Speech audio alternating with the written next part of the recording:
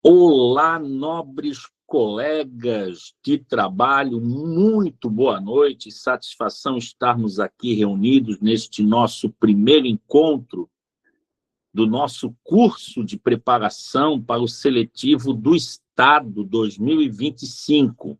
É uma grande satisfação tê-los aqui ao vivo conosco nesta aula, que também está sendo gravada e você vai poder assisti-la quantas vezes quiser, de onde estiver.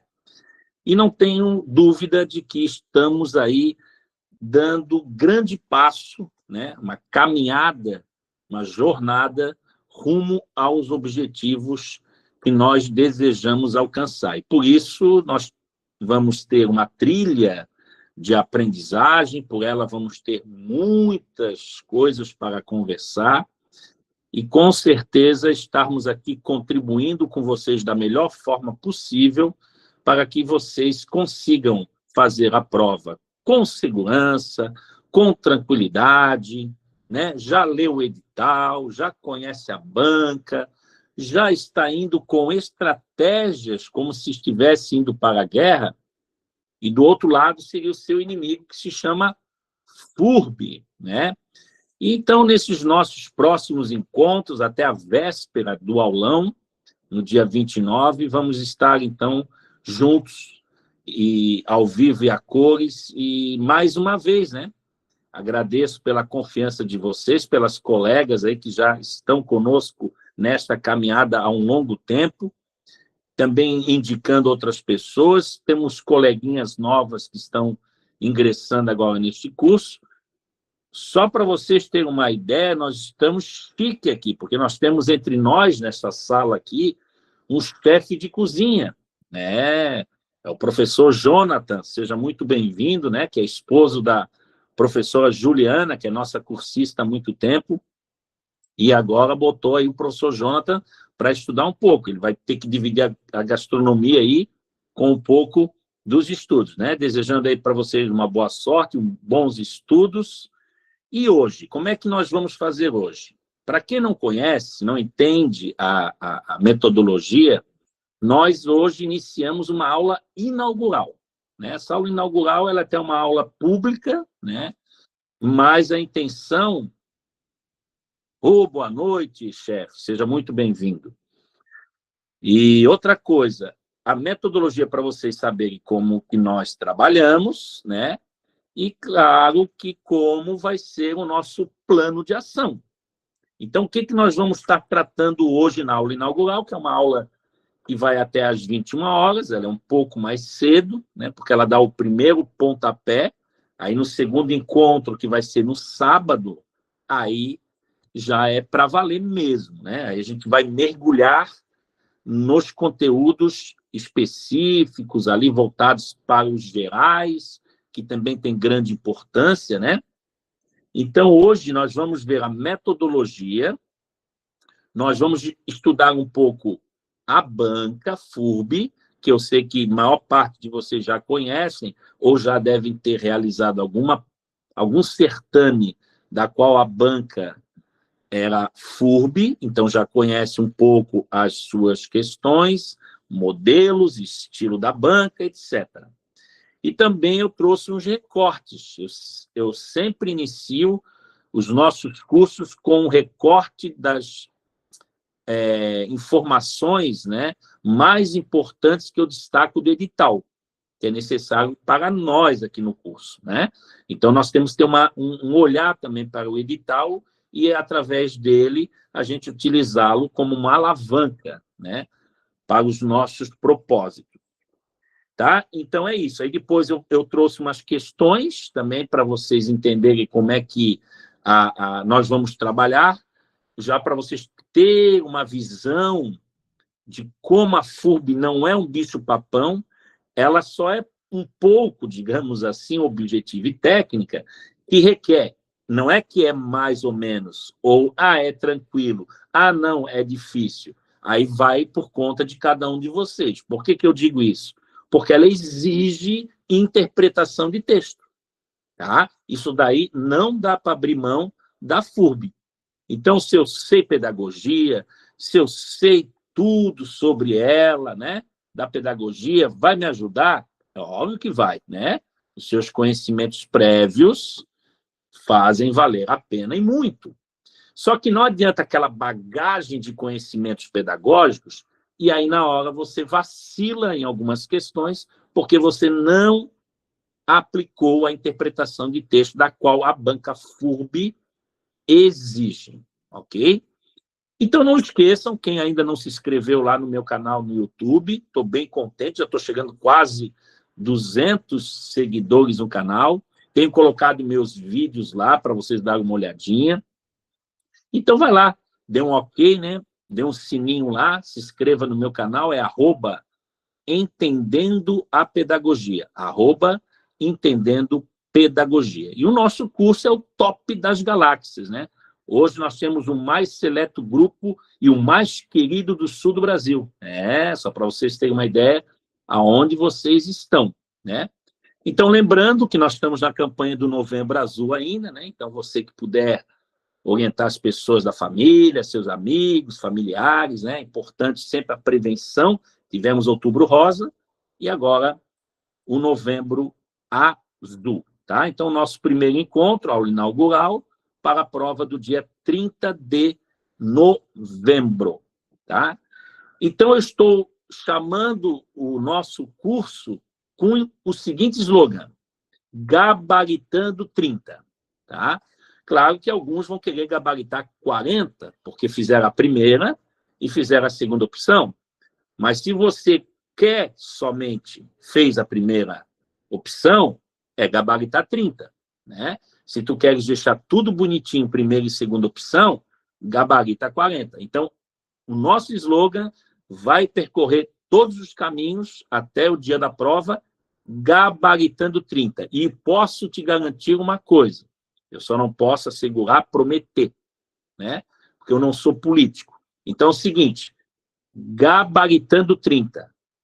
Dá para gabaritar as 30 questões, professor? Dá. E a gente vai tentar transversar, tá, as nossas orientações, os nossos meios, instrumentos, né? E principalmente as estratégias de como nós podemos realmente chegar lá e gabaritar 30, tá? Então, fica com isso na cabeça, gabaritar 30, gabaritar 30. E você vai conseguir, com certeza, gabaritar as 30 questões referentes à sua primeira e principal opção. Se você quiser fechar com chave de ouro na segunda opção, você vai ter mais 10 questões. Aí você pode gabaritar 40, ok? Então, vamos lá. Vamos primeiro a alguns recortes do edital.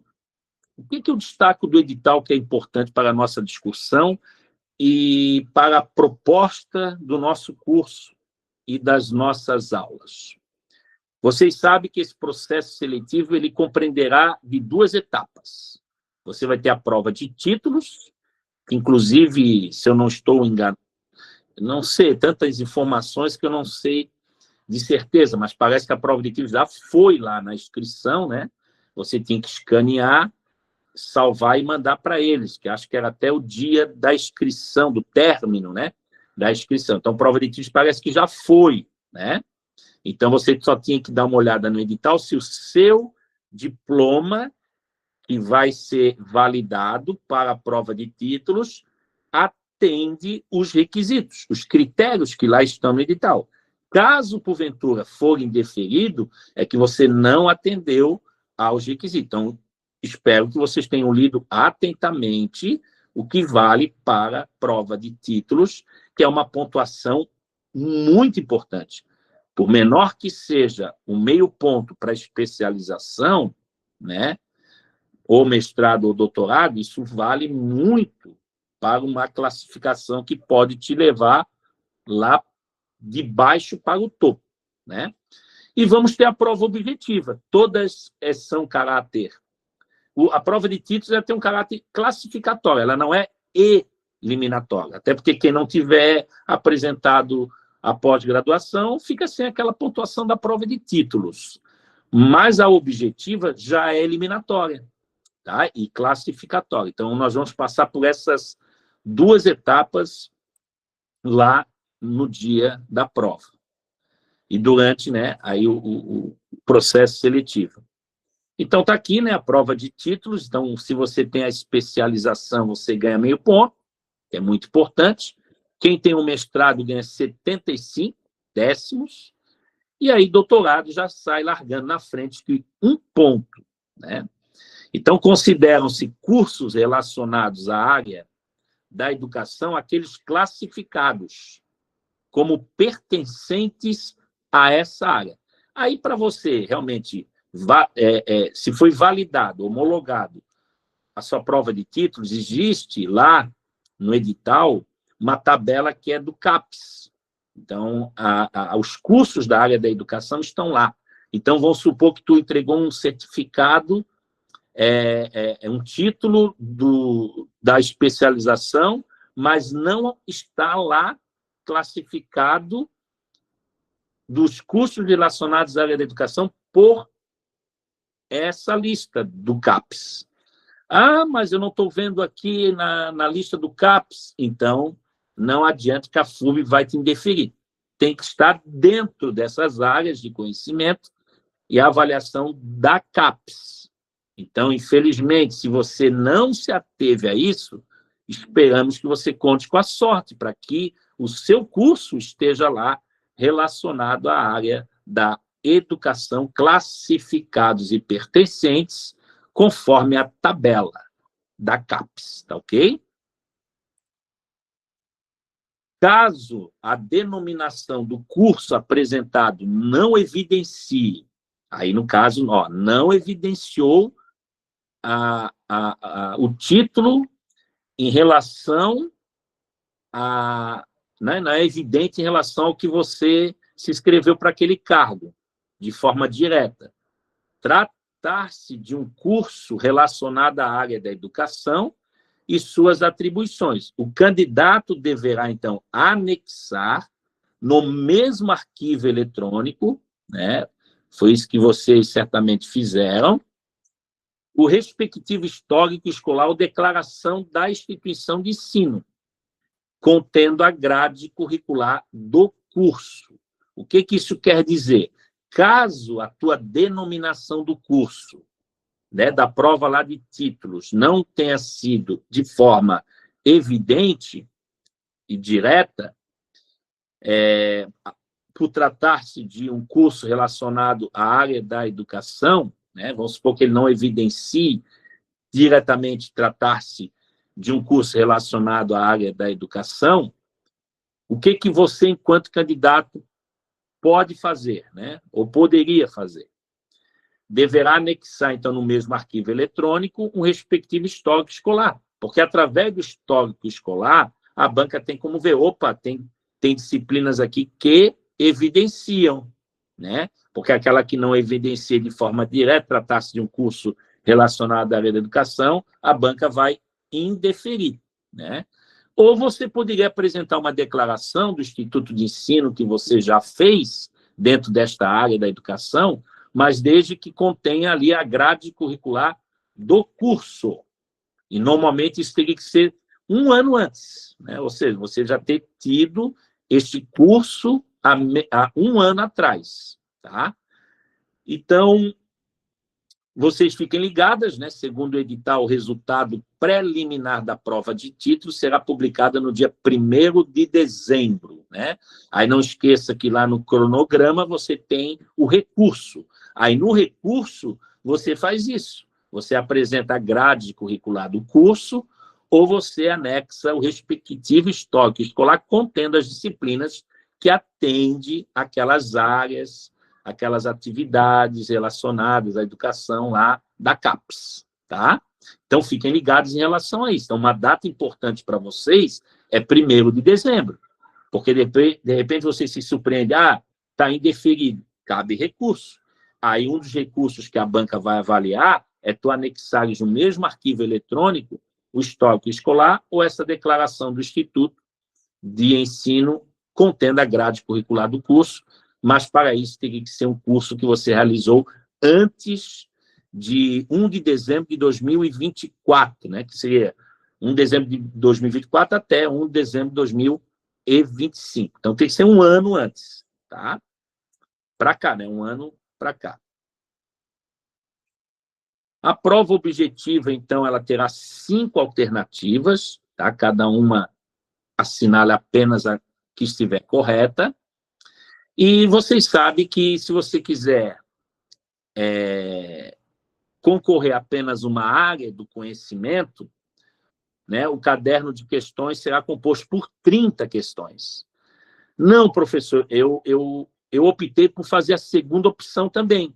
Aí tu fica um pouquinho mais, que aí você vai ter que fazer 40 questões, que aí tem mais 10 da segunda opção que você escolheu, tá bom? Serão ali 20 questões, né, ao grupo comum, são 10 questões de conhecimento específicos, né, da área de conhecimento que você escolheu. Já vou mostrar aqui para vocês um pouco mais para frente, né? E aí as 10 questões ali para cada uma das áreas de conhecimento escolhidas que você fez tanto na primeira e na segunda opção, tá ok? Então você fique ligada nisso, porque normalmente o caderno vai acontecer assim, ó, 2 hipóteses. Ou eles vão te dar o caderno, vamos supor que eu fiz para segundo professor de educação especial. Então eu vou receber as 30 questões, sendo que 10 específicas do segundo professor, e optei pela segunda opção, pedagogia, vamos supor, né? Aí tu vai ter mais 10 questões sobre pedagogia. O que pode acontecer? Eles colocaram no mesmo caderno todas as áreas, aí tu só vai escolher a pedagogia, que é a tua segunda opção, e só vai responder ela. Ou eles vão te dar o caderno já pronto com a primeira e só a segunda opção. Porque quando eu fiz uma vez no estado, eles colocaram tudo. Então, eu tinha que só pegar a minha área da geografia, por exemplo. Aí tinha história, tinha sociologia. Aí eu não fiz, eu fiz só a minha área da geografia. Então, não sei se é um caderno para tudo, para todos, ou só vai ser personalizado para cada candidato que escolheram as respectivas opções, tá bom? Então, fiquem ligadas nisso, né? Qualquer dúvida também, vocês devem perguntar ao fiscal. Não pode já iniciar a prova, folheá-la, já com dúvida, o que eu faço? Por onde eu começo, né? Aí já começa a dar um estresse, não é muito bom, né? Porque nós temos que controlar nossas emoções e a nossa ansiedade. Ó, aqui é onde eu gosto, porque é daqui que eu parto das nossas estratégias. Vejam bem, é 30 questões. Então, vamos gabaritar 30. Por quê?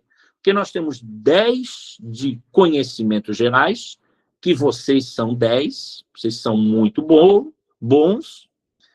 A metodologia da prática docente, eu vou ter que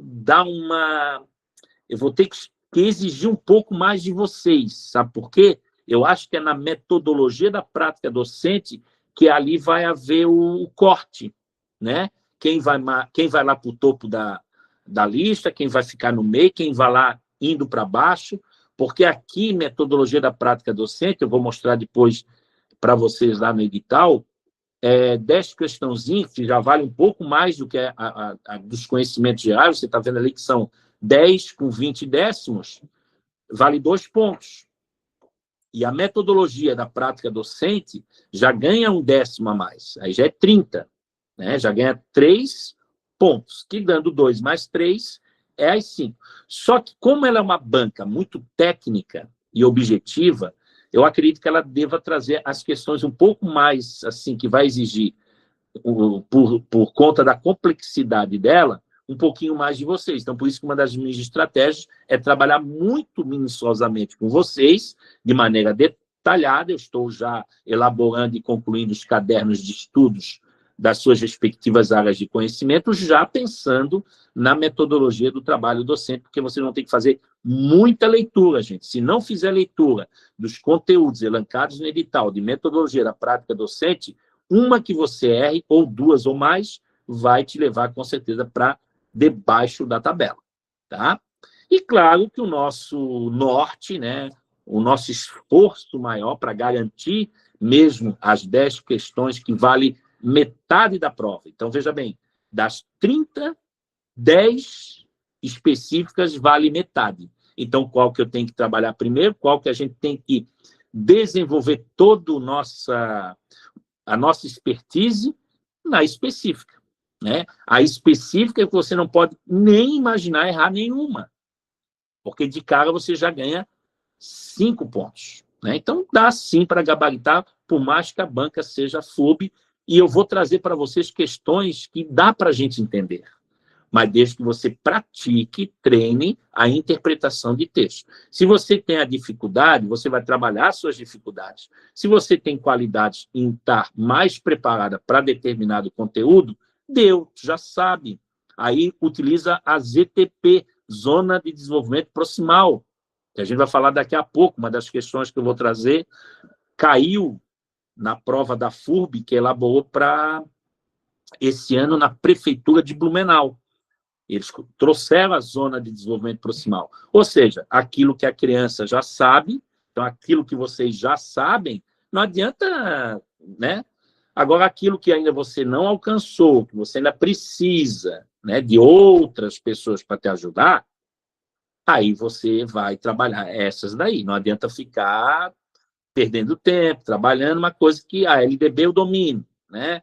A BNCC também, né? Porque não precisa decorar essas leis. O que vai ser cobrado na prova são os seus princípios, né? São as principais finalidades, que estão todas literalmente nas diretrizes curriculares, né? E na própria Constituição Federal, certo? Então, será considerado aprovado na prova objetiva de cada área de conhecimento o candidato que, cumulativamente, acertar, no mínimo, uma questão de cada conteúdo. Olha só que bacana. Só que obtiver, no mínimo, 5 pontos no total da prova objetiva. Como é que é isso? Vamos supor assim, ó, eu acertei 20, a 10 de gerais e 10 de específico, ok? Só que eu zerei na metodologia da prática do Senai, não acertei nenhuma, entendeu? Aí deu, né? Então, tu estarias desclassificado. Só vai se classificar e vai somar, apesar que você tem que somar 5 no final, é que se você acertar no mínimo uma. Tu não pode zerar em nenhum dos conteúdos, porque o zerar tu nem vai para a classificação, né? Então, tem que acertar no mínimo uma, né? Então, isso aí, óbvio que vocês vão tirar de letra, mas só estou dizendo, né, para depois, vá que aconteça, né?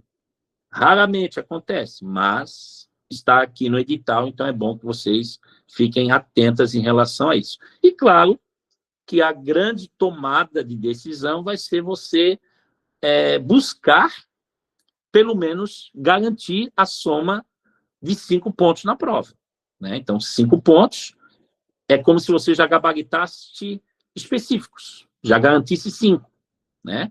Aí, claro que metodologia prática docente, os conhecimentos gerais comuns é que vai fazer a diferença. Mas eu, no meu ver, no meu ponto de vista, eu acho que metodologia da prática docente a gente tem que trabalhar um pouquinho, tá, gente? Então, essa daí eu vou pegar um pesadinho com vocês, porque eu acho que é ela que vai fazer a diferença. Porque as questões que estão relacionadas a esse conteúdo, das questões que eu já estou estudando da FURB, olha, se não tiver vocabulário, se não tiver sinônimo, se não souber ser transitiva ou transitivo, né? Por que você tem que ser transitivo e transitiva? Porque você tem que estar fazendo perguntas, né, que sejam objeto direto ou objeto indireto. O que, para quê, como. Essas perguntas para vocês mesmos são cruciais na hora que você está interpretando as questões, até porque elas vão lhe dar elementos conectivos que vão levar à coesão do texto. Isso é muito importante, tá? É isso que a FURB exige. É só isso que ela te exige. Você tem que ser um mero, exímio interpretador de texto. Aí você gabarita tranquilamente. Vocês vão ver os exemplos de questões que nós vamos conversar daqui a pouco. E o resultado está aqui, né? A fórmula é simples, é pegar a nota final, vai ser igual à nota da prova objetiva, né? Vamos supor que você tirou 10, Né, professor? Estamos lá no slogan, gabaritando 30. E agora eu consegui, foi deferida a minha prova da especialização. Então, o que tu conseguiste? 10,5. Né? Então, essa seria a tua nota. Né? Aí, então, vai ser a nota da prova objetiva somada com a nota de prova de títulos. Por isso que títulos, se você tiver algum problema no meio do caminho, não esqueça daquela data de 1 de dezembro, quando sai o resultado da prova de títulos, você já no dia 2 e 3 de dezembro, você tem os recursos para você fazer, tá? Porque a prova de títulos é muito importante, ela somatiza, né? Junto com a tua prova objetiva. Essa seria a primeira parte da nossa aula inaugural de hoje. A segunda é conhecendo um pouquinho a banca. Então, vou falar mais ou menos como é que a banca está hoje, atualmente, de maneira contemporânea, elaborando suas questões. Que estilo, né, e modelos ela tem desenvolvido nos certames das quais ela vem participando. Aí, tudo bem sobre edital, gente? Ok? Que vocês podem usar o chat, vocês podem abrir o seu microfone, porque agora eu falei de uns recortes que acho pertinentes do edital. Eu gostaria de saber se alguém não entendeu, se tem alguma dúvida, porque vocês já fizeram a inscrição, né? Não dá para voltar atrás, então tem que ver essa prova de títulos que eu acho importante daqui para frente a gente treinar para gabaritar a prova. Alguém tem dúvida sobre até agora o edital? Posso continuar? Então, silêncio quer dizer que está tudo certo. Beleza, ótimo. Como é que nós vamos resolver, ok, prof, as questões analisando e conhecendo a banca FURB? Ó, para resolver as questões da banca FURB, eu destaco ali para vocês, ó, é essencial praticar. O que está ali é o que a gente vai fazer. Nós vamos fazer os nossos encontros até a véspera da prova. O que nós vamos fazer juntos? Vamos resolver provas anteriores, vamos focar na interpretação de texto. Eu já vou começar hoje focando na interpretação de texto, utilizando as questões das provas anteriores. E na análise, nós vamos interpretar e vamos analisar, né, que seria o que a gente chama análise de sentenças, com atenção às palavras-chave. Gente amiga, se vocês souberem ser analistas de sentenças, destacando as palavras-chave do enunciado da questão, tu mal leu, tu já vai assinalar a correta. Porque a palavra-chave é tudo.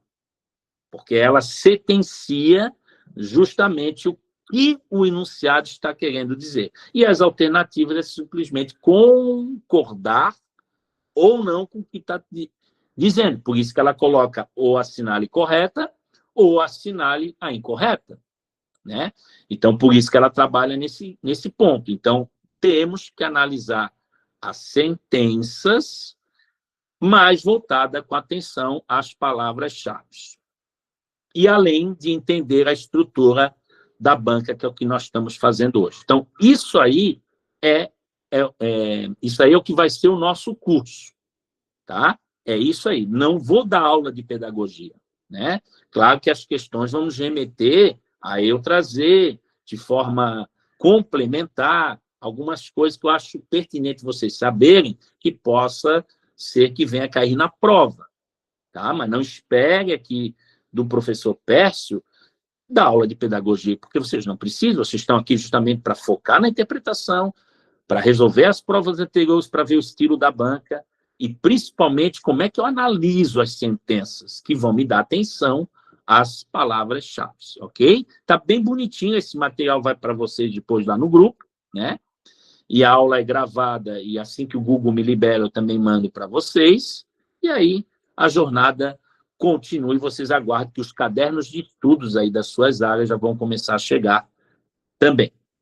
Então, ela é conhecida por questões trabalhosas e com alto nível de exigência. Isso aí não dá para abrir mão. Né?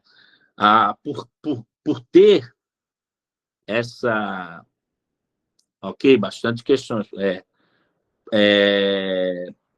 Por sua complexidade e o alto nível de exigência da FURB, é fundamental aí o que nós vamos ter que fazer também, né? Então, tudo isso que eu destaquei, que eu achurei ali para vocês em amarelo, tá?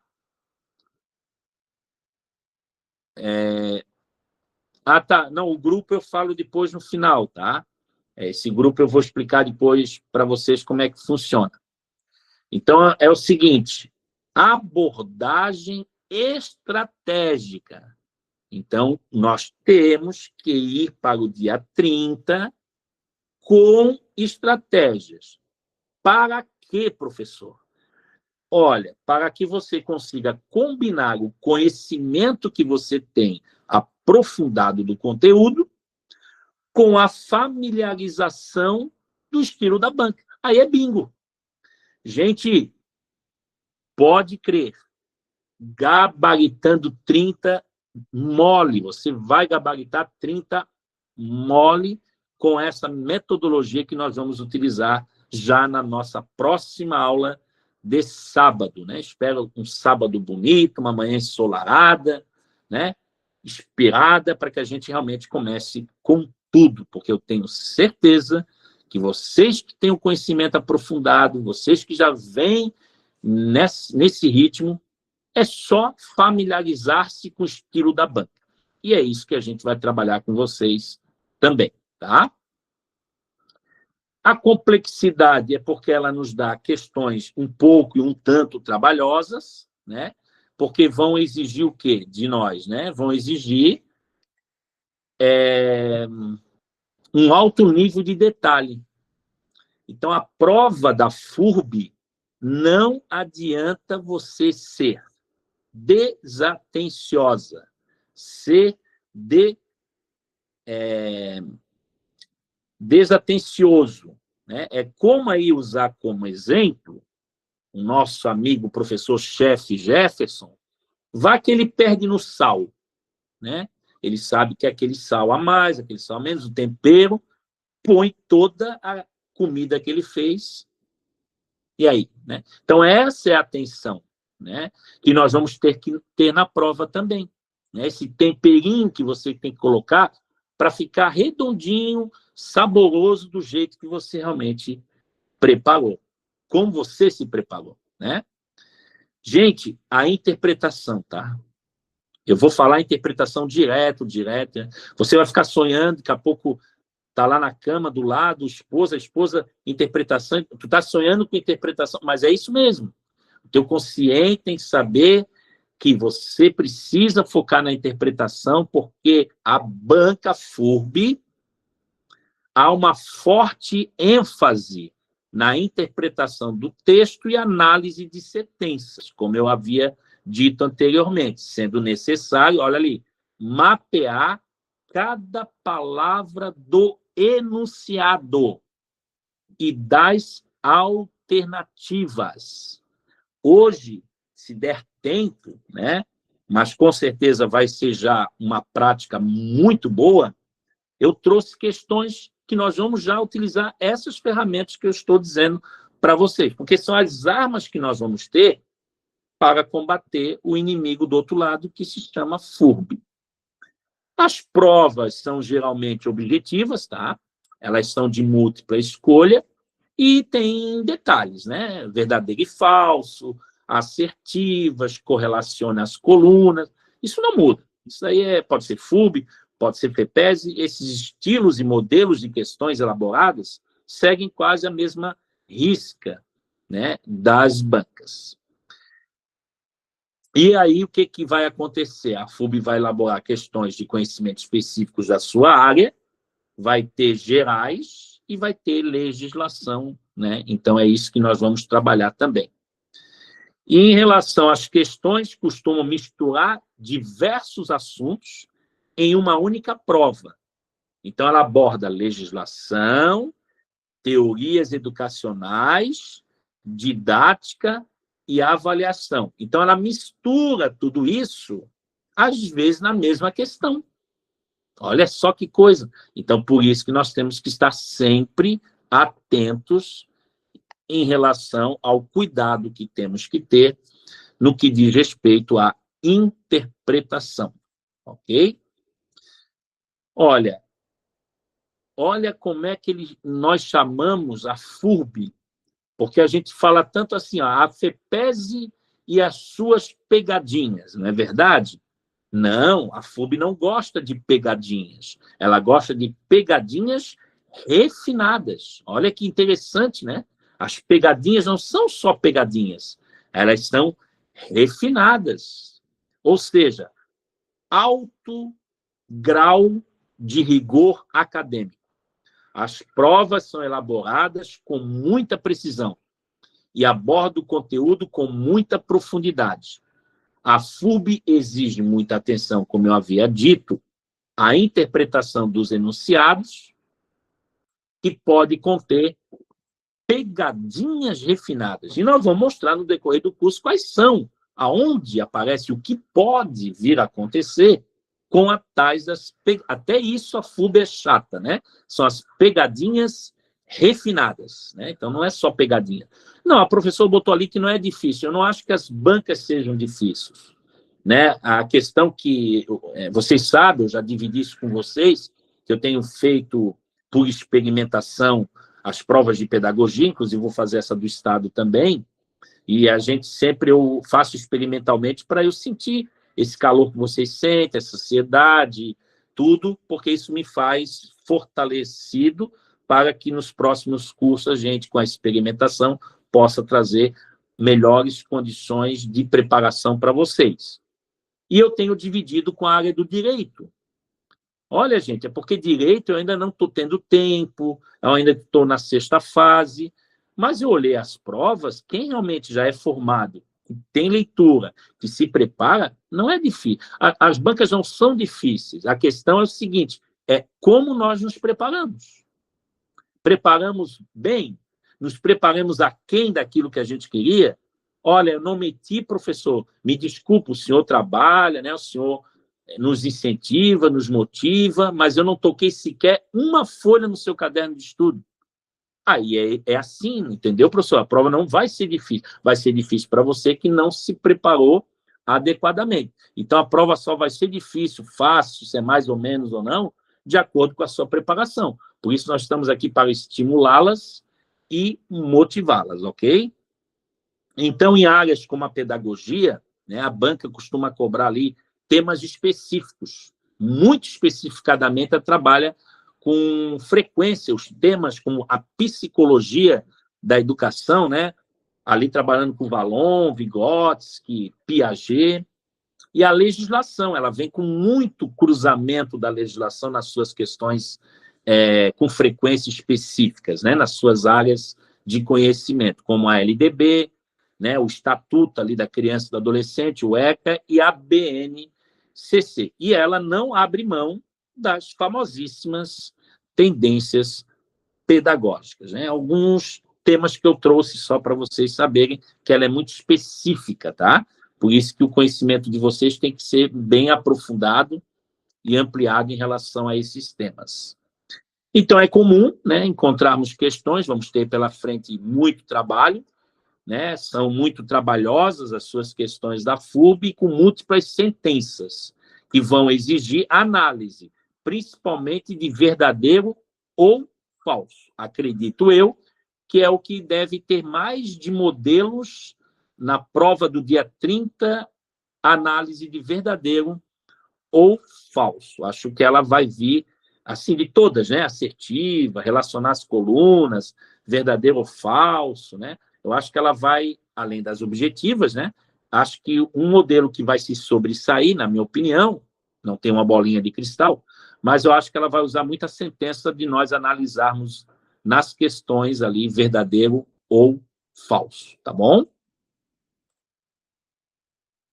E as estratégias para você resolver as questões, no aulão depois a gente vai dar lá no sábado, dia 29, como se preparar para a prova, né? Então, eu tenho umas dicas legais para quando você está indo em direção ao local de prova, quando você sentou na sala de aula e quando você começa a folhear o caderno de provas, tá?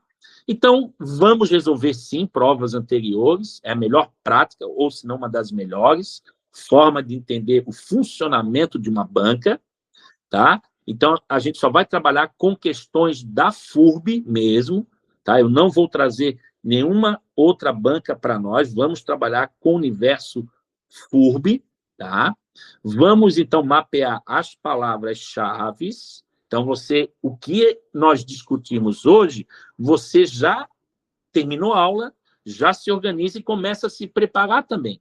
Pega rápido 10 questões ali nos sites de busca e responde, né, na tela ali do computador, do seu celular, anota qual seria a alternativa correta e depois vai em busca do gabarito.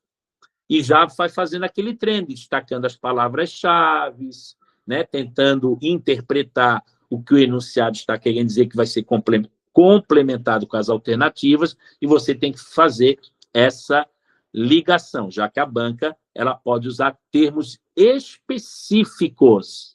Isso é que me assusta, é a especificidade que a FURB traz nas suas questões, que fazem toda a diferença. E, para isso, fazendo diferença na interpretação, você tem que estar estudando, resolvendo exercícios e prestando atenção em cada palavra do enunciado, ok?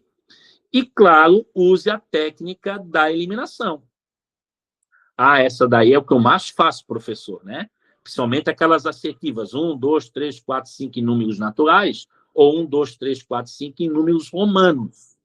Aí dá para ir lá embaixo, nas alternativas, ó, essa 1 aqui está descabida, não é verdadeira. Então, tu já vai eliminar aquela que começa com a assertiva 1, né? E tanto assim com as objetivas, quando você já encontra alternativas que você tem certeza absoluta que não condiz com o que se está perguntando, ou que está explícito lá no enunciado, né? Então, questões com muitas afirmativas de verdadeiro ou falso, ou as assertivas propriamente ditas, podem parecer difíceis, mas a técnica da eliminação é uma aliada poderosa.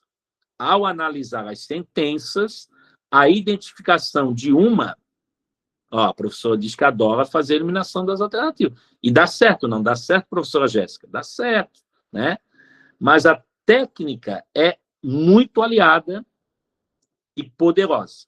Ao analisar, então, as sentenças, a identificação de uma ou duas afirmativas incorretas pode ser suficiente para chegar à resposta certa. Isso eu tenho 100% de certeza que as profs que estão aqui já fazem uso da técnica né, eliminação. E outra coisa que nós vamos nos preparar como estratégias para resolver as questões da FURB lá no dia 30 é aprofundarmos nos conteúdos.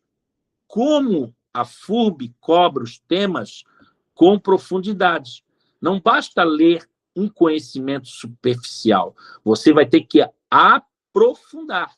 Vai ter que estudar de forma completa, extremamente rigorosa, para não ser pego de surpresa, ok? Treine, então, bastante interpretação de texto, tá? Essas são as estratégias que eu estou só lhes comunicando, que é o que nós vamos fazer no decorrer do nosso curso, tá? E que bom que não para de chegar gente, sejam todos muito bem-vindos, né? Tá enchendo a nossa sala aí, que bacana. Então, assim, ó, treine interpretação de texto. Isso nós vamos fazer primordialmente. Temos que aprimorar, sim, as nossas habilidades. É como se fosse prova de português mesmo. A leitura atenta do texto, do enunciado, é crucial para acertar as questões. Tá? Gerencie o tempo. Isso daí nem se fala, né? Como as questões são trabalhosas, às vezes exigem um pouco mais de tempo, você vai ter que usar como estratégia praticar o gerenciamento do seu tempo durante a prova. E aí, o que vai acontecer no meio do caminho aqui no nosso curso? O professor vai fazer um simulado com vocês. Um simulado de 30 questões dentro do que está no edital, e você vai fazer esse simulado bem no cantinho da sua casa, onde você quiser, silêncio, simuladinho apenas, focando, reloginho do lado, porque lá você vai ter o relógio do fiscal, que vai anunciando a cada 1 hora, meia hora, o término, e aí você gerencia. Opa, levei em 2 horas e meia. Ótimo. E aí depois o professor, depois de uns dias, que eu entregar o simulado para vocês lá no grupo, aí eu dou o gabarito. Aí vai vir uma chuva, quer ver? Vai vir uma chuva de mensagens no WhatsApp do nosso grupo, dizendo, professor, gabaritei às 30. Então, é por aí. Então, o simulado é para tudo, é para gerenciar tempo, é para você treinar. Então, esse simulado eu vou deixar um pouquinho mais para frente, quando vocês já estiverem a vapor. E agora a gente está meio, né, ainda fresquinho, a gente está começando, né? Então, esse simulado, quando eu sentir firmeza que vocês estão prontos para fazê-lo, eu vou mandar o caderno de simulado para vocês, inclusive de cada área do conhecimento. Vamos revisar os pontos mais críticos, né? Nós vamos fazer as revisões de véspera, e acredito eu que muitas de vocês já fazem isso, né? Assisto a aula do professor Pércio no sábado, aulão, né, na véspera, e às vezes ele manda o vídeo, né, da aula gravada, eu assisto, só ali o que eu achar mais importante, e deu. Fecho o livro, apago o computador, me desconecto do celular, vou descansar que eu mereço, e aí, fresquinho, mente bem boa, né, para você caminhar-se até o local de prova e aí arrebentar com a boca do balão, ok? E busque, né, sempre materiais complementares, tá? Eu costumo dizer assim, ó, o curso, as aulas do professor Pércio é assim, ó, trabalhei de manhã, trabalhei à tarde, professor, eu tenho uma carga de 40 horas, ainda tenho um filho pequeno que precisa de mim, meu marido chega mais tarde do serviço, aquela coisa toda, e eu estou aqui assistindo a sua aula.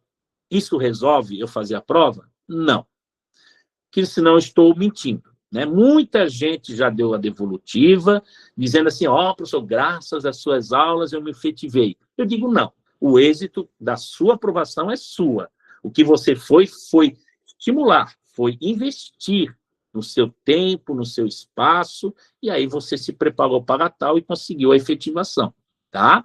Então, aqui não é o curso, não é a aula que vai ser o todo-poderoso, tá? Então, você precisa, sim, complementar os estudos em casa, você precisa ter mais ou assistir mais videoaulas, né? Isso aí você tem uma infinidade, aquela que você se adequar, aquela que você se sentisse melhor, né? Pode também entrar em outras plataformas, tem muita coisa gratuita no YouTube que possa ajudar na sua preparação, tá bom? Então, ó, nosso curso preparatório oferece os conteúdos específicos que abordam as peculiaridades dessa banca. Isso eu posso lhes ajudar, tá? Que o nosso curso preparatório vai oferecer conteúdos específicos e nós vamos abordá-los todos dentro das tais complexidades e das peculiaridades da nossa amiga FURB. E concluindo, né? Então, essas são as estratégias que nós vamos trabalhar nas nossas próximas aulas, muitos exercícios, né? Vamos, então, por quê? Porque os muitos exercícios, eles nos envolvem em análise de sentenças, que é o que a gente precisa. Ver as que são verdadeiras, as que são falsas, usarmos a técnica de eliminação de alternativas incorretas, e aí tudo isso nos facilita para a resolução. E aí, claro, revisão e feedback, revise o conteúdo e, se possível, assista, né, as aulas comentadas, os livros, as apostilas. E aí, o que você tem que treinar? Quando você, por exemplo, receber o simulado, quando eu enviar o caderno de estudos para vocês, aquilo que vocês errarem é que tem que vocês desenvolverem. Aquilo que vocês estão bem acertando e já tem um domínio melhor daquele conteúdo, digamos, um pouco mais amplo, você trabalha menos. Então, você vai ter que trabalhar as questões para entender os erros mais comuns. Aonde eu estou errando? Por que eu não estou acertando? O que está acontecendo, né? Por trás das respostas certas, tá? Então, vamos lá. Nós vamos agora para a segunda e última parte. Agora é para valer mesmo. Isso aqui é só um gostinho. Mas sábado que vem, o bicho pega. Então, vejam bem. Considere as afirmativas a seguir relacionadas. Aí, o que você faz na prova? Tá? Ele só está falando isso. O que ele quer relacionar ali, o que é verdadeiro ou falso? A perspectiva histórico-cultural. Então, deu. Enunciado já tem que destacar a palavra. Porque agora a tua consciência imprimiu. Ó, eu vou ler sobre o que é ou não relacionado à perspectiva histórico-cultural. Aí tu começa. Ó, o desenvolvimento humano é entendido como resultado, olha ali, exclusivo de fatores biológicos. A gente sabe que histórico-cultural não é um resultado exclusivo de fatores biológicos. Aí o que você faz? Tu pega o exclusivo, que está dizendo que é somente os fatores biológicos e não bate com a perspectiva histórico-cultural. Está entendendo? É isso que você tem que fazer. É isso que a banca vai te exigir. E ainda mais, ó, sendo a cultura e a interação social, olha ali, irrelevantes, como se a cultura e a interação social, que é o que é mais importante na perspectiva histórico-cultural, está dizendo que não é irrelevante para a aprendizagem. Então, já dá para ver que aquilo é falso. Entendeu? Aí você vai para a segunda. Opa, olha ali o que aparece. A mediação. Começou bem, porque a perspectiva histórico-cultural, você sabe melhor do que eu, que trabalha com a questão da mediação, até porque essa perspectiva atende uma das teorias de Vygotsky. E aqui nós estamos falando de Vygotsky. Então, esta mediação, aí tu já assinala, tá vendo ali, ó? Mediação, palavrinha-chave, vai para a tua consciência. Aí só termina dizendo se o que foi colocado aqui, a mediação, bate mesmo de acordo com o que tu achas que é correto.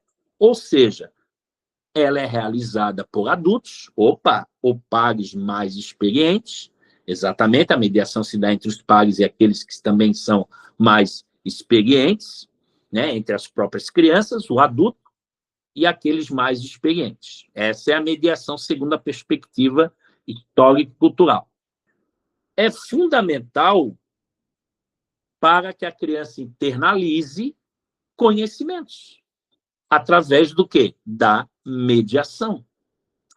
Então, e as habilidades culturalmente significativas. Então, a mediação foi colocada e empregada de forma correta, viu? Você não viu nenhum erro, porque se dá alguma coisa ali, ó, que não é realizada por adultos, olha, não é fundamental para que a criança, ou dizer assim, ó, não atende às habilidades culturalmente significativas. É isso que a banca vai colocar para dizer que essa questão é errada.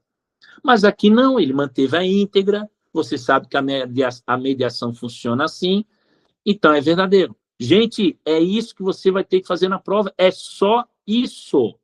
Leitura com interpretação, destacando as palavras-chave. A tua consciência, por si só, vai ser a tua inteligência artificial. Tu vai aqui e já vai direto para a prova. Estão entendendo? Olha ali, o conceito de zona de desenvolvimento proximal. Descreve a diferença entre o que a criança consegue fazer sozinha. Aí, o que você tem que remeter? Você tem que fazer ali, ó, zona de desenvolvimento proximal e vir para a consciência. Você sabe que tem o desenvolvimento real e tem o desenvolvimento potencial. Os dois se aproximando é o que a gente chama de zona de desenvolvimento proximal. Então, está dizendo ali que é a diferença, né, que seria essa aproximação também, digamos assim, entre que a criança consegue fazer sozinha. Claro, né? O que uma criança pode fazer sozinha, ela está dentro dessa zona de desenvolvimento proximal que a gente chama de desenvolvimento real.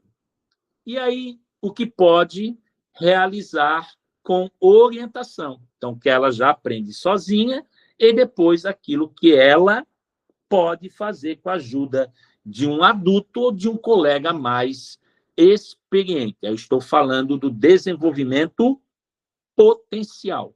Isso é ou não é zona de desenvolvimento proximal? É. Então, é verdadeiro, porque você destacou ali, ó, zona de desenvolvimento proximal. Agora, se é o inverso, né? Como é que tu vais fazer com que a criança pode fazer com a ajuda de outro ou alguém mais experiente, sem ela mesmo conseguir fazer sozinha, né? Então, tá vendo? Aí pode ter a inversão e numa dessa você cai. Cai, sabe por quê? Porque a velha história de dizer assim, ó, eu não sei, nunca peguei num livro, nessas aulas lá do curso de pedagogia, quando eu fazia, eu matava a aula, não ia naquele dia, a professora era muito chata. Aí tu não sabe o que é zona de desenvolvimento proximal. Então tu vai errar uma questão dessa. Porque tu não sabe se é verdadeiro, não sabe se é falso, entendeu? Tem que ter esse conhecimento aprofundado, como nós falamos lá no início da nossa aula. Ó, por que eu deixei em verde? Tá? Talvez alguns aí não estão enxergando direitinho, que estão no celular, mas quando você receber esse material, você pode imprimi-lo, aí você pode levar para um computador para ficar, né, melhor a visualização. Mas é que o ensino ali deve, ó, o deve eu sempre coloco em verde, e o deve você deve, ó, toda e qualquer questão que tiver deve, você circula. Porque o deve é justamente o que vai te dizer se a afirmativa é verdadeira ou falsa. Porque quando diz que deve, deve alguma coisa. Agora, se isso é ou não verdadeiro, aí você continua. Então, deve, apareceu no teu enunciado, circula ele. Sabe por quê? Porque quando tu vê um nãozinho na frente, como essa questão aqui, ó, apenas ou somente, tu vai ver se esse deve está contrariando o que está querendo dizer, ou ele deve considerando aquilo realmente verdadeiro por não ser assim, por não ser assado. Então, deve é algo fenomenal que vai te levar ao acerto da questão. Então, toda palavra deve que você encontrar no enunciado, seja ele no início, no meio ou no final da oração ou da frase, você circula ele, porque você vai precisar de. Aqui tudo bem, diz que o ensino deve considerar apenas o estágio de desenvolvimento atual do estudante. Como eu vou considerar o ensino só com o estágio que o aluno está se desenvolvendo atualmente? Não tem como. E olha o que aparece ali, que é outro que vocês vão ter que circular. Então, anote aí, ó. Circular palavras que aparecerem no enunciado lá no dia 30. Deve. Não importa se ele está dentro do contexto, se não está dentro, é que ele é fundamental para a interpretação e análise das sentenças.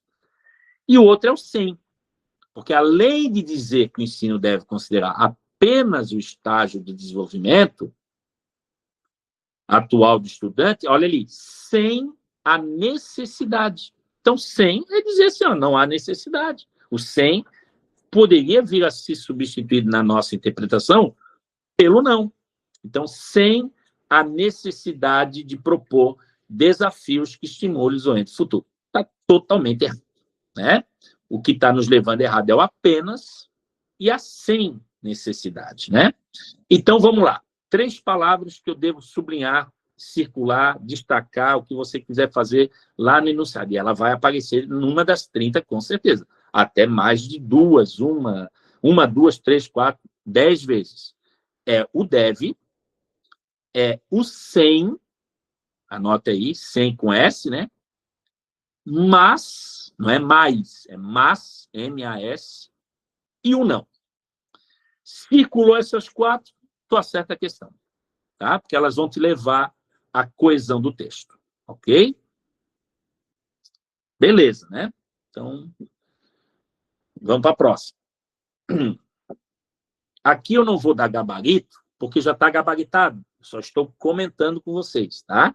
Então, por isso que não precisa anotar aí letra A, letra B, porque vocês vão receber esse material, e esse material já vai estar com o gabarito ali marcado. Eu só estou agora comentando, porque o que nós estamos fazendo? Interpretação de texto e analisando as sentenças, tá? Ó, no contexto da inclusão escolar contemporânea, o que você tem que destacar? Primeira coisa no enunciado, que a questão se refere à inclusão escolar. Então, a tua consciência já pegou a inclusão escolar, que não é a mesma coisa que educação especial, e as próprias alternativas já vão te possibilitar esse acerto, porque você está pensando em inclusão escolar. Porque a letra A diz que as políticas públicas têm buscado superar a lógica excludente que historicamente caracterizou a escola brasileira, promovendo a valorização da diversidade e o princípio da equidade. Aí é o seguinte, por que ela está certa? Primeiro, que inclusão escolar está lá no seu documento, né? Existem as políticas públicas, né, nacionais para a educação especial, com a perspectiva da educação inclusiva. E lá no texto desta política, fala justamente isso, de superar esta lógica da exclusão. Porque a inclusão não é a mesma coisa que educação especial. Quando você estiver lá no domingo, no dia da prova, uma questão sobre inclusão, vai ter que aparecer para você alguma coisa assim, ó, diversidade e equidade. Ou vai aparecer diversidade e equidade, ou vai aparecer uma outra. Porque a essência da educação da inclusão escolar, termos esta promoção e valorização da diversidade, do diferente, né? Essa questão de sermos iguais também não seria, porque não é questão de sermos iguais, é fazer com que todos tenham esta equidade, né? Quando um não pode alcançar, mas o outro vai lá e ajuda a fazer com que aquela pessoa que não consegue consiga estar no mesmo nível que ele. Isto é inclusão, não quer trabalhar com igualdade. Não se trabalha com igualdade aqui, é equidade. Então, toma cuidado, porque a FUB coloca igualdade e tu vai cair nessa. Tá? Igualdade, mais para frente eu vou dizer para vocês, quando a gente estiver aprofundando mais a educação especial, né? Quer dizer, a educação especial não, quando a gente está falando do contexto da inclusão escolar, né? Porque essa aqui, por exemplo, foi uma prova da Prefeitura de Blumenau para coordenador pedagógico, né? Mas está ali, falando sobre inclusão escolar. Então, é o princípio da equidade, isso vai estar sempre. Agora, se tiver igualdade na parada, tome cuidado, porque não é. Tá? Ó, os sistemas de avaliação externa, porque ali, ó, eu destaquei em preto justamente as palavrinhas-chave que vocês devem fazer, né? Porque a primeira coisa que uma política pública supera a lógica excludente, que é o da exclusão, e promove a valorização da diversidade e o princípio da equidade. Olha que show, que bola, que palavrinha-chave você já destacou ali e já está associando isso à inclusão escolar. Ó, na letra B, diz que os sistemas de avaliação externa passaram a ser compreendidos como mecanismos capazes de neutralizar as desigualdades de origem entre os estudantes. Gente, os sistemas de avaliação externa não é praticamente um mecanismo, né? Existem outros mecanismos que podem ser desenvolvidos para trabalharmos justamente as desigualdades. Então, dizer que os sistemas de avaliação externa, só eles passaram a ser compreendidos como mecanismos capazes de neutralizar as desigualdades. Por quê? O sistema de avaliação externa não tem a ver com a questão de neutralizar as desigualdades, porque ela vai estar avaliando índices justamente levando em aspecto outros fatores, né? Emocionais, sociais, econômicos. Então, por isso, estaria errado. Na letra C, os processos de inclusão podem prescindir. O prescindir é como abstrair, não levar em conta. Então, é como se não levássemos em conta os processos de inclusão, da articulação com outras políticas sociais, considerando ali outra palavrinha-chave que vocês também anotariam: autossuficiente. Como assim? Não, a escola, como está atribuída à instituição escolar, não, ela não é autossuficiente, né? Você sabe que nenhuma instituição de ensino ou escola que seja não é autossuficiente, né? Ela depende de outras articulações para que ela tenha suficiência, tá?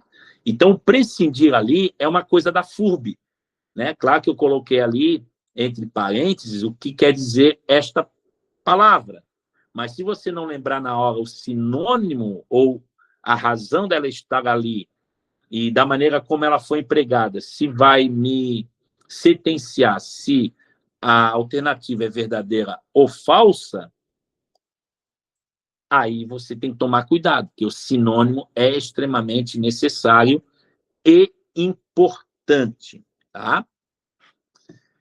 Na letra D, ó, a efetivação da inclusão escolar está associada apenas, tá vendo apenas aí, ó, ao aumento do número de vagas. Como apenas ao aumento do número de vagas disponibilizadas? Aí você não está tendo o quê? O princípio da equidade, né? Então, apenas o aumento de número de vagas não é isso que vai efetivar a inclusão escolar, e por isso está errada.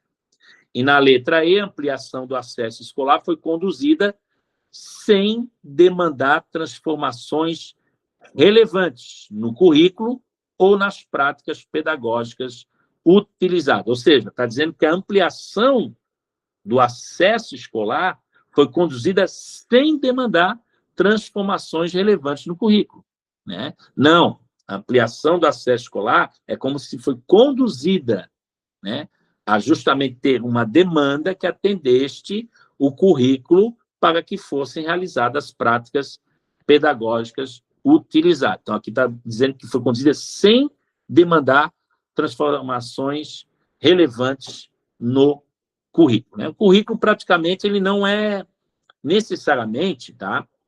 A educação especial existe as salas, né? Multimeios, existe ali o profissional do AEE. Só que quando eu falo em inclusão, vocês têm que entender o seguinte, ó, não preciso mudar currículo. Eu não preciso ter assim, um currículo voltado para atender, né? Tu vai justamente conduzindo, né, essa ampliação do acesso escolar, porque, na verdade, as práticas pedagógicas é justamente para trabalhar aquilo que promove a valorização da diversidade no ambiente escolar e o princípio da igualdade. Então, não há necessidade ali, sem demandar, transformações relevantes. Então, a ampliação do acesso escolar é como conduzida no currículo e nas práticas pedagógicas. O que está errado ali é que colocou sem demandar transformações relevantes. E necessariamente, um bullying, por exemplo, alguma situação, você às vezes tem que mudar mesmo de maneira condizente as suas práticas em relação a isso. Isso pode mudar amplamente o acesso, né, essas crianças que sofrem esses tipos de violência, e aí por isso que é importante que aí a escola desenvolva trabalhos curricularmente, colocando ali nos seus currículos, né, desenvolvendo práticas que combatem, por exemplo, a violência, o bullying, né, o racismo e tantas outras coisas, certo? É isso que você tem que pensar quando cair questão lá na sua prova de inclusão escolar. O contexto não pode entrar na esfera da educação especial, porque aí você pode confundir tudo, e aí, já que é meio trabalhosa essas questões complexas da FUB, aí você pode estar num apuro, em perigo, ok? Então, inclusão escolar, pensas na valorização da diversidade e o princípio da equidade. Aí você tem um bom caminho andado aí. Ó, aqui é interessante porque é de correlacionar as colunas. Então, aqui, ó, associa a segunda coluna de acordo com a primeira. Cara, que você precisa fazer associação, né? E olha só o que ela nos traz, uma coisa que certamente vai cair na sua prova. Eu coloquei ali a palavra-chave no enunciado, ela está querendo nos dizer referente aos tipos de avaliação. Então, você tem que saber qual é a avaliação diagnóstica, qual é a formativa, processual, somativa, né? Então, tudo isso você tem que saber em relação aos tipos de avaliação, porque ou ele sozinho, ou ele com os outros tipos, vai exigir de você no dia da prova, tá? Então, por exemplo, ó, como é que eu faço uma questão dessa? Destacando as palavras conceituais e ou chaves que você identifica na frase ou na oração. Por exemplo, eu destaquei ali, ó, é uma avaliação, já que eu estou falando de tipos de avaliação, que é aplicada no início. Opa, é aplicada no início, ou pode ser durante, não é ao longo de todo o ano, mas uma etapa do ensino. Aí o que tu lembras? Diagnóstica. Mas continuando com o objetivo de quê? Identificar o nível de conhecimento prévio dos estudantes e planejar intervenções pedagógicas. Então, eu faço uma avaliação diagnóstica para identificar o nível de conhecimento prévio dos estudantes. E, a partir daí, você, docente, vai planejar suas intervenções pedagógicas. Então, estou falando de avaliação diagnóstica. Essa aqui até, inclusive, vou colocar os números para vocês, que aí fica mais fácil para você saber qual é a correta. Então, seria a número 1, né? Gente, tudo que é avaliação contínua, tá? Apareceu lá na tua prova, contínua, desliga de tudo, só aparece na sua frente formativa. A avaliação que é contínua, ela é obrigada a ser formativa. Por quê? Porque ela acompanha o desenvolvimento do aluno e orienta ajustes no ensino e na aprendizagem. Olha ali, o que eu disse antes? Ao longo do processo. A diagnóstica não é ao longo do processo. Ou é numa etapa de ensino, ou é lá no início. E você vai planejar de acordo com o conhecimento prévio dos alunos, a diagnóstica. Agora, a formativa é a avaliação contínua. Contínua porque ela continua acompanhando o desenvolvimento do aluno no processo de ensino e aprendizagem ao longo do processo. Tá?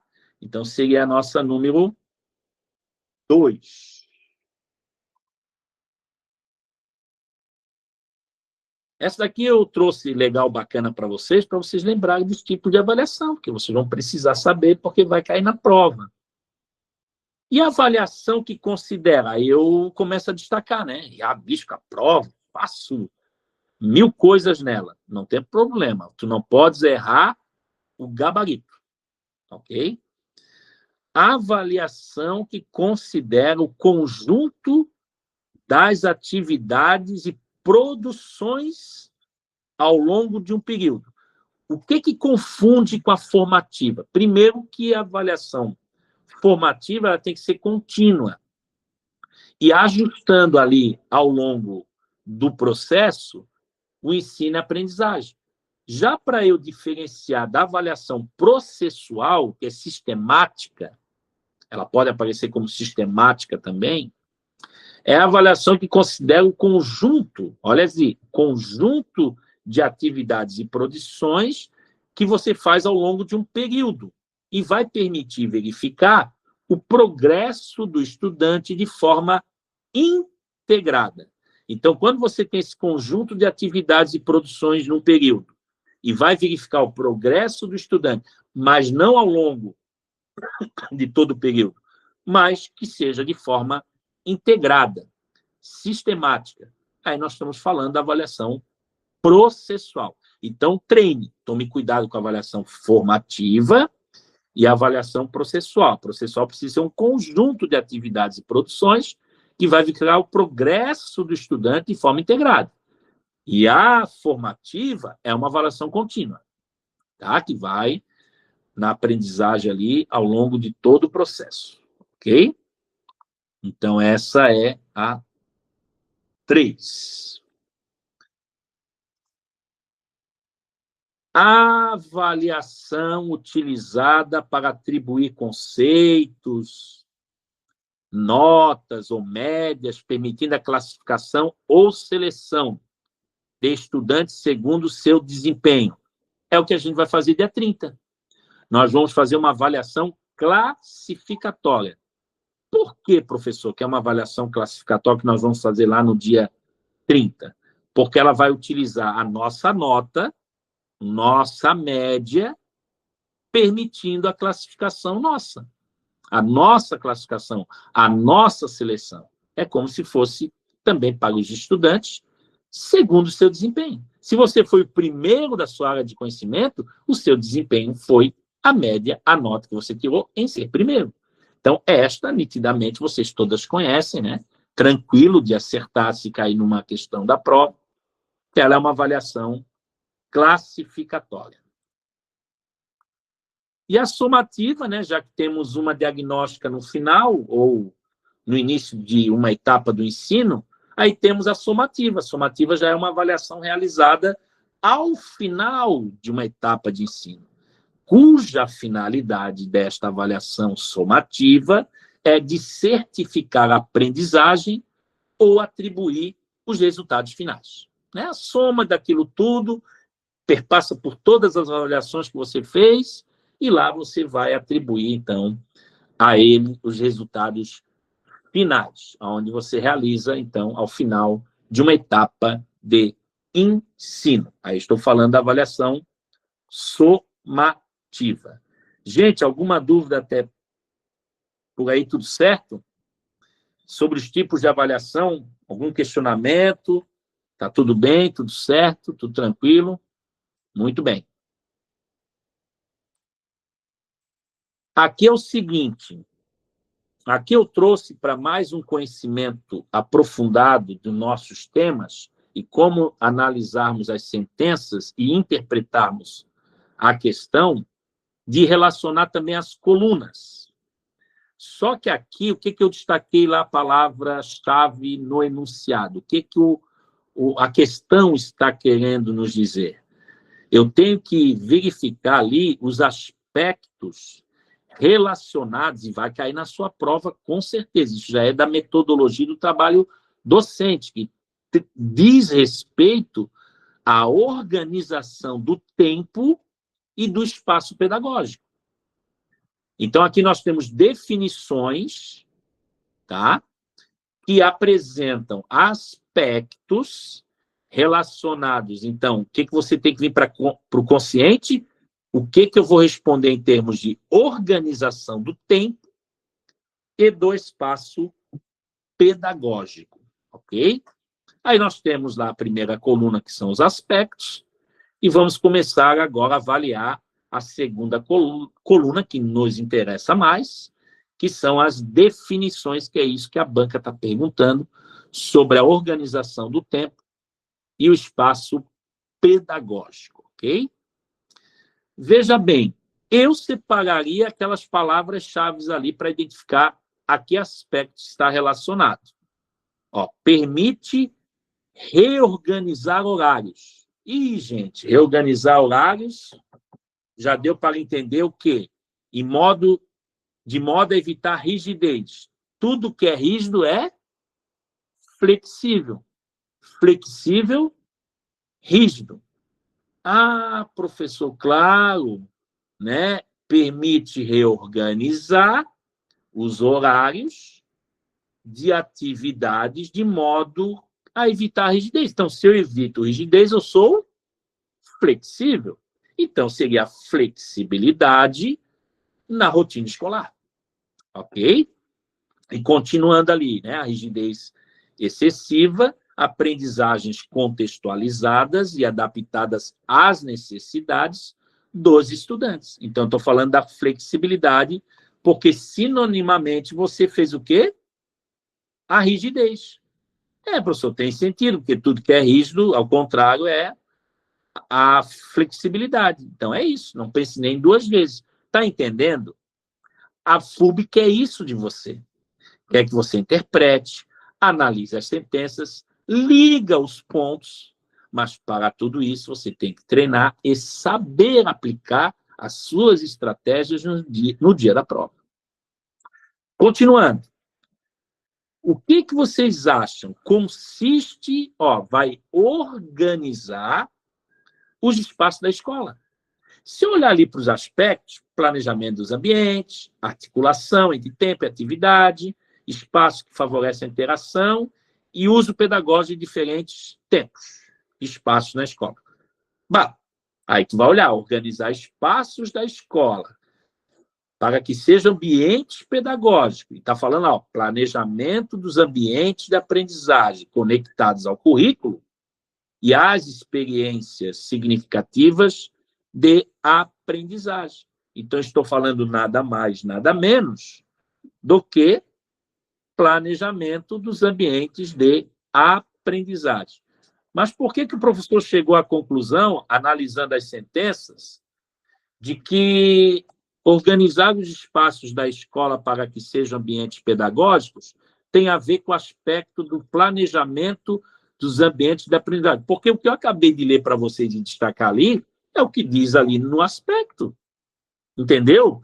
Não tem um cabimento de você inventar qualquer outro aspecto que não esteja ligado ao planejamento. Gente, você está organizando. Organização é o quê?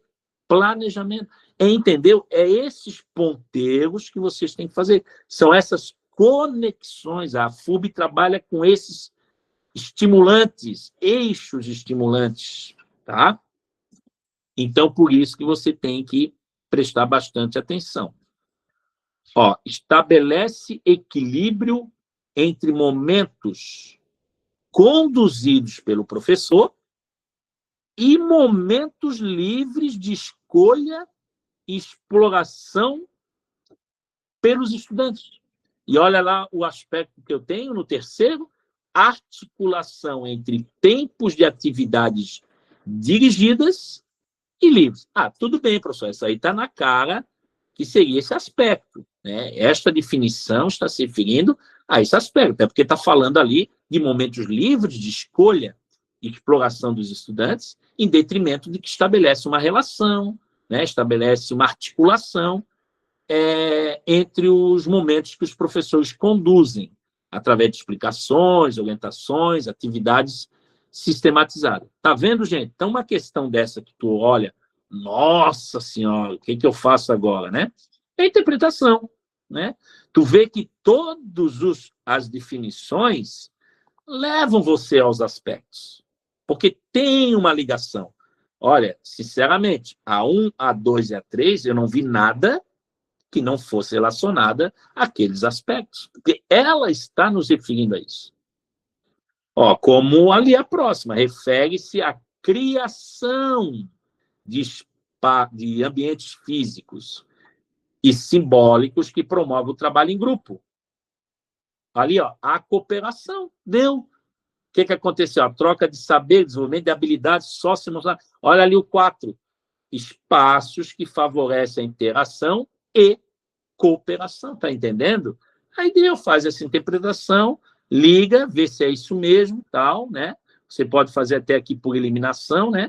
Porque se você já colocasse ali a 1 e a 2, nesse caso aqui, 1 e a 2, tu já acertaria a questão, que é a letra A, tu não precisaria nem se preocupar com as outras, tu só tiraria a prova real, tá entendendo? Então, essa daqui cabe também a estratégia de fazer por eliminação, tá? Valoriza não apenas a sala de aula, mas também outros tempos, espaços. Então, estou falando do uso pedagógico de diferentes tempos e espaços na escola, né? Pátio, biblioteca, laboratório, corredores, transformando-os em oportunidades pedagógicas para a autonomia e o brincar. Então, estou falando do uso pedagógico de diferentes tempos e espaços da escola, então seria o número 5. Ok? E por aí vai, esse é o caminho, né? Então, aqui fala sobre a avaliação. né? A avaliação mediadora, então eu já destaquei ali a palavra-chave, você tem que fazer isso. A avaliação é mediadora. Ó, constitui uma prática pedagógica. Porque você sabe que a mediação é praticamente uma didática. O que é didática? É o meio em que o professor interage e media o processo de ensino e aprendizagem. Por isso, ele constitui a avaliação mediadora a uma prática pedagógica. Dito isso, você já está no caminho certo, porque ali o enunciado ainda continua dizendo comprometida com acompanhamento contínuo, então está vendo que tem a ver com a avaliação da aprendizagem e com a construção de novas possibilidades para o estudante. Então, nessa perspectiva, você marca ali a palavrinha-chave. Ele está querendo dizer que nessa perspectiva da avaliação ser mediadora, constituindo uma prática pedagógica, a avaliação está centrada na letra A, na aplicação, instrumentos padronizados, está fora. Com foco ainda exclusivo na obtenção de índices quantitativos para ranquear escolas. Então, tu vai ali no padronizado, tu vai no foco exclusivo, na obtenção de índices que não e ainda mais quantitativos. Isso não é, nessa perspectiva, a avaliação que o autor está se referindo. Entenderam? Então, ela é errada. Deve assumir função classificatória. Não tem função classificatória. Organizando os estudantes em níveis de desempenho, olha ali, para viabilizar ainda práticas de seleção e exclusão escolar. Professor, essas letras A e B aí, totalmente descabidas, dali é para ver que estão erradas. Na letra C, reduz-se a mensuração. Então, está reduzindo a mensuração objetiva de resultados finais, priorizando, além de reduzir-se a mensuração, ainda vai priorizar a homogeneidade e o controle disciplinar dos estudantes. Desde quando que isso é uma avaliação mediadora, onde o professor media o processo de ensino-aprendizagem com uma prática pedagógica? Professor, aí eu sou transitivo, eu pergunto para mim, e eu mesmo respondo, Isso.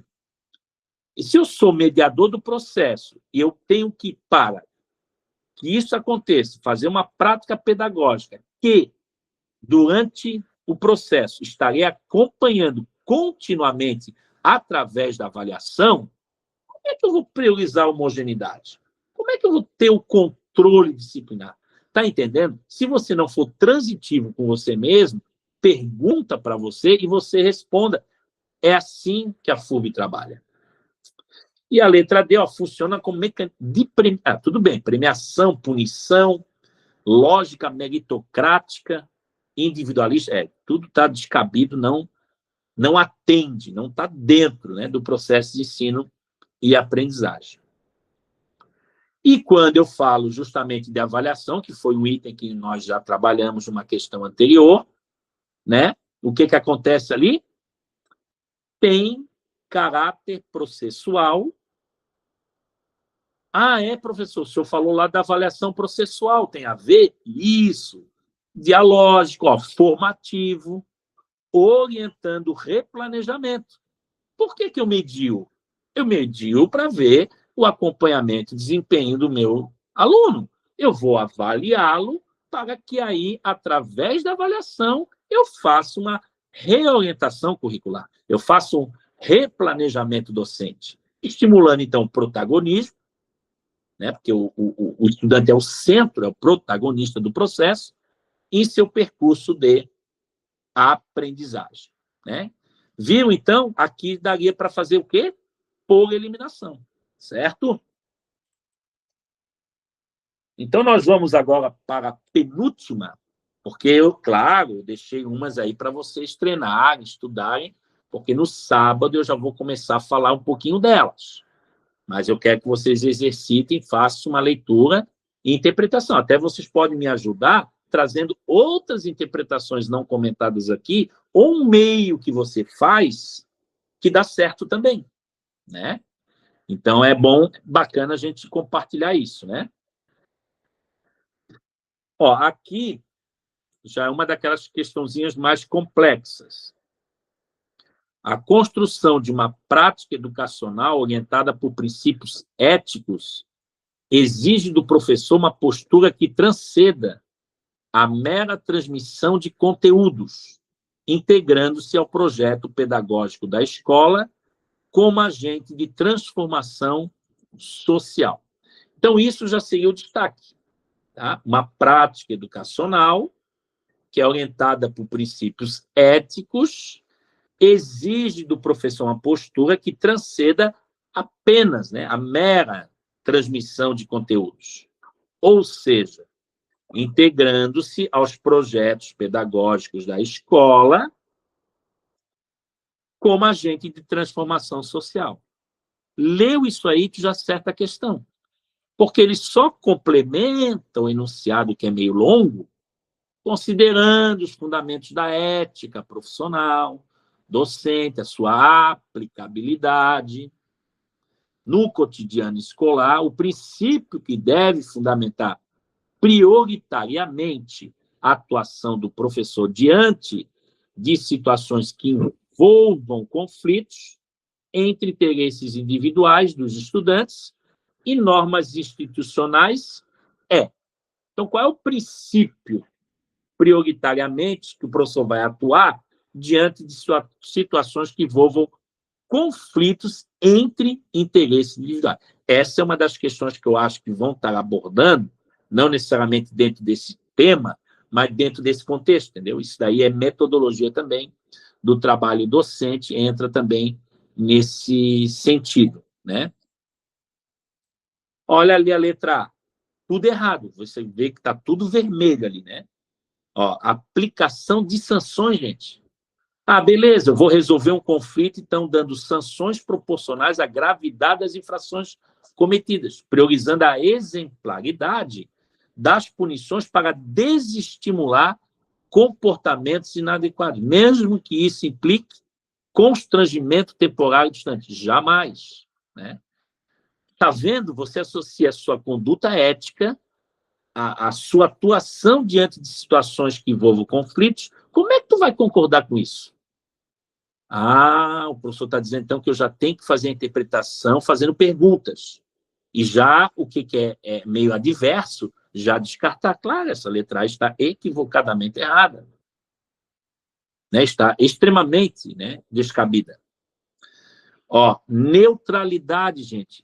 É outra palavra que apaga aí, ó. Não há neutralidade na educação, muito menos na atuação do docente. Não há neutralidade, nem profissional, nem discente. Tá? Diante de questões que envolvam valores morais. Ó, delegando exclusivamente a família, não é só a família, então aqui está delegando exclusivamente, por isso que está errado também, a responsabilidade pela formação ética dos estudantes, né? E limitando a atuação docente aos aspectos técnicos, pior ainda, né? Está dizendo que está limitando, está dando limite da atuação docente aos aspectos técnico-pedagógicos. E a gente sabe que não há limite, né? O professor tem que atuar de diversas maneiras e formas a respeito dos aspectos técnico-pedagógicos. Entendeu? Você faz uma diversidade. Professor, não bate com o que está lá no enunciado mesmo, né? Olha ali, o distanciamento emocional. Estou falando em atuar numa situação que envolva conflitos.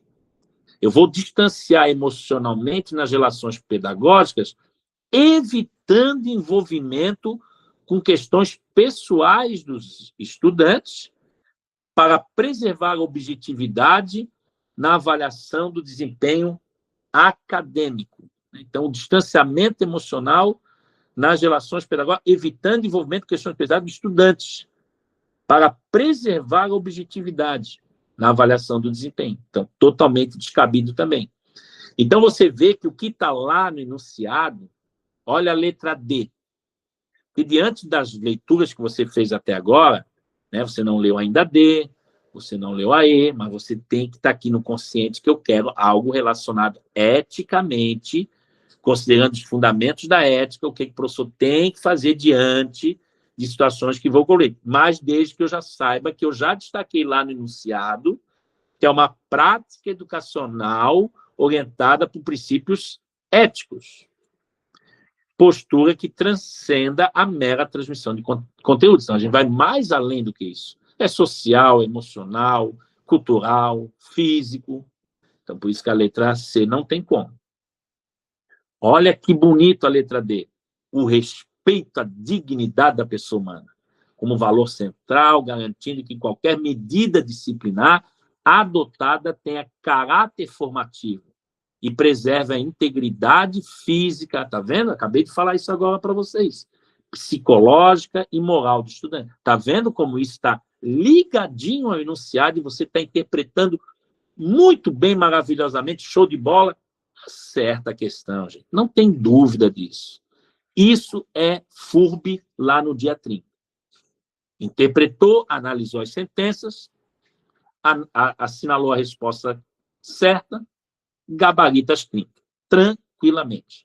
E a letra E, a manutenção da ordem institucional com prioridade absoluta, assegurando que as normas escolares sejam cumpridas rigorosamente. Outra coisa errada, outra palavra que você já destaca ali, opa, está errado, né? Por todos os estudantes, ainda independentemente das circunstâncias individuais ou contextos socioculturais específicos. Como é que eu vou independer do contexto sociocultural do aluno? Não, tem que ser dependentemente das circunstâncias. E aqui botou independentemente. Não é só isso que está errado rigorosamente, está errada a questão institucionalmente falando como prioridade absoluta. Está vendo? A B, C e E nada condiz com o que está no enunciado. É uma questão complexa? Poderia te levar ao erro? Sim, mas só se você estiver lendo por ler. Agora, se você estiver lendo e interpretando, aí é show de bola. Então, para a gente descansar, repousar e vir com uma maior energia no sábado, vamos fazer a última questão, tá? Aí a gente termina.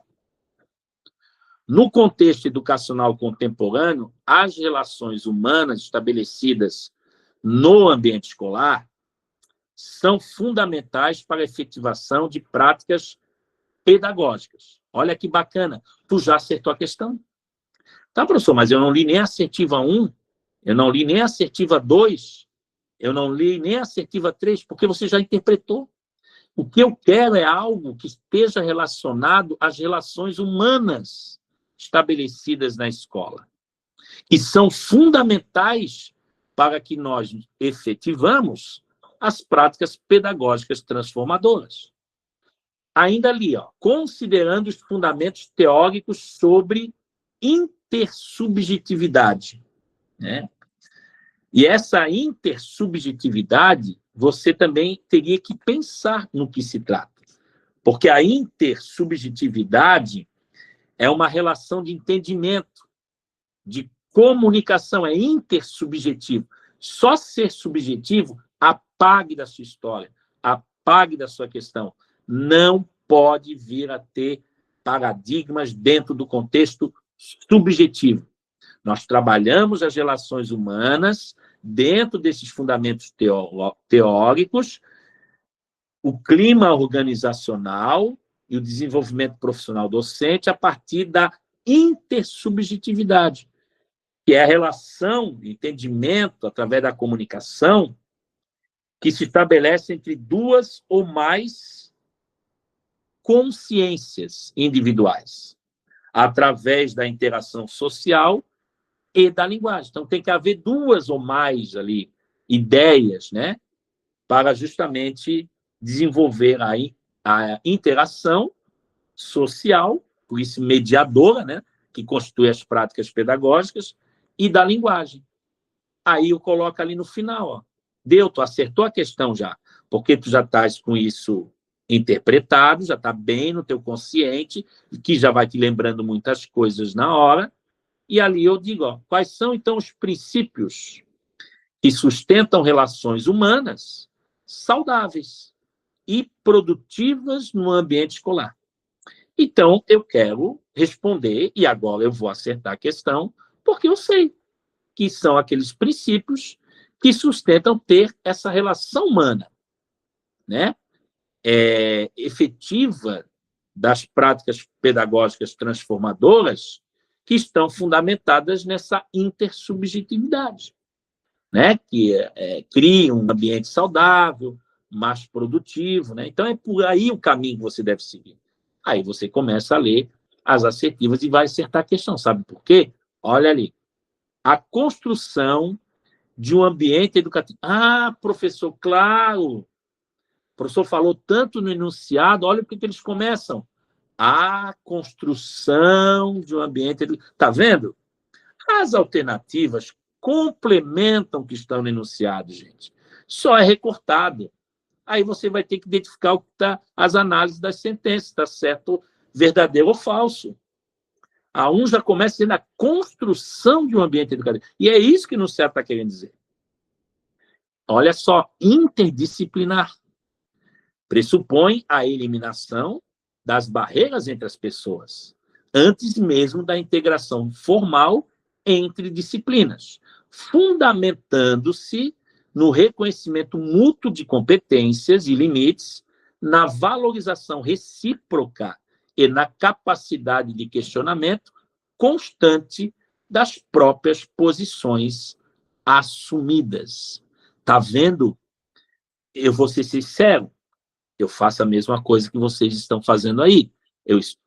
Claro, elaborei, estudei, trouxe a aula, fiz as questões, mas eu estou lendo e meu Deus, eu já li, já notando nenhum erro.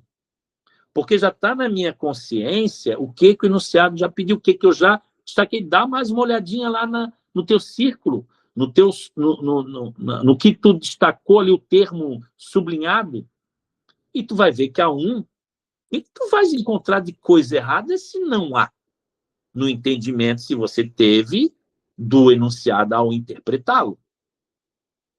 Olha a 2, já disse que está certo, só na primeira, sabe por quê? Olha ali, é só ele continuar bonitinho até o final.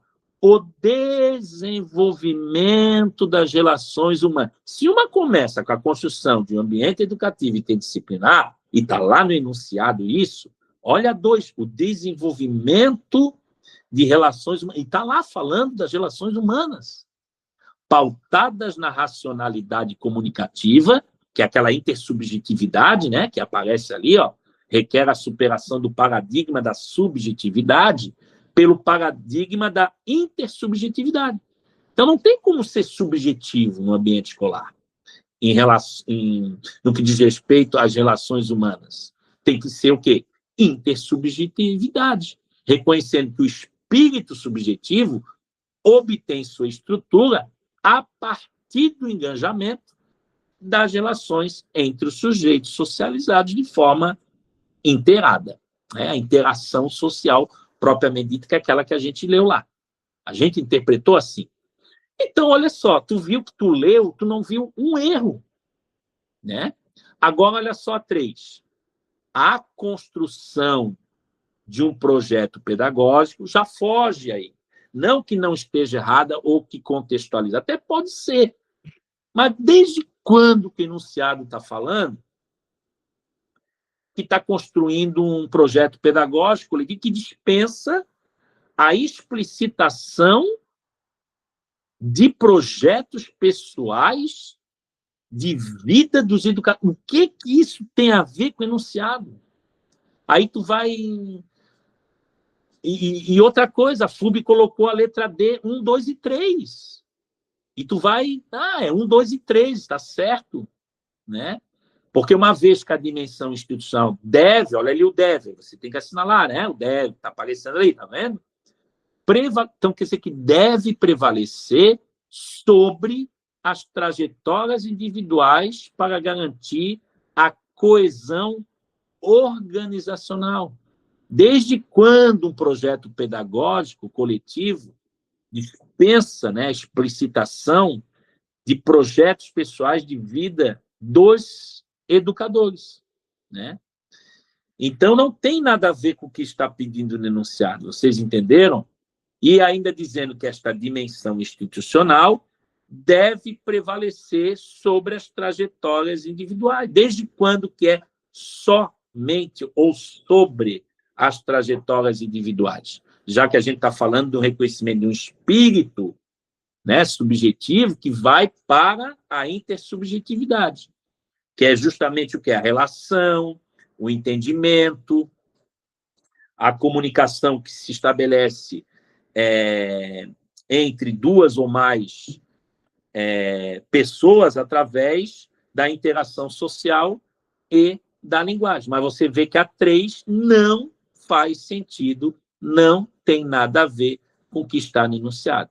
Então, por favor, que não está já identificado por vocês, que não tem nada a ver, porque o que ele está falando no enunciado é uma coisa e essa assertiva é outra, está errado, né? Só que muita gente ia botar 1, 2 e 3, porque não sabe se a tal construção de um projeto vai dispensar a explicitação de projetos pessoais da vida dos educadores, né? O projeto pedagógico justamente explicita, sim, né, os projetos pessoais na vida dos educadores, mas que seja a partir dessa intersubjetividade. Tem que haver a continuidade da construção coletiva deste projeto, né? E não deve prevalecer, como diz ali, sobre as trajetórias individuais para garantir a coesão organizacional. Não é numa escola, no ambiente escolar, organizacional, o clima que você vai manter na escola, né? Você tem que entender que a necessidade das relações humanas para um clima organizacional na escola requer a superação desses paradigmas, né?